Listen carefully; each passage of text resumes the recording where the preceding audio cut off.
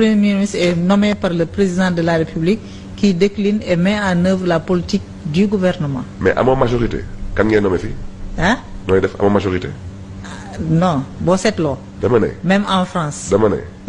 Macron n'a pas la majorité. bon ok su la neexee ma defee ko neneen. waaw bon ñun ñu am suñu majorité ngeen nekk ñun dañu toog primature du noonu waaw d'accord budget bu ngeen indi ñu rejeté ko ngeen wax ñu fan ngeen di gouverner avion du naaw oto du daw salaire duñ ko fay vous n'avez pas de majorité vous ne pouvez pas exercer le pouvoir tey vous exercez le pouvoir parce que vous avez la majorité ma laaj la beneen question lu tax gars yi dissout l'Assemblée nationale il dissout l'Assemblée nationale parce que le pouvoir de l'Assemblée est interconnecté avec le fonctionnement de l'exécutif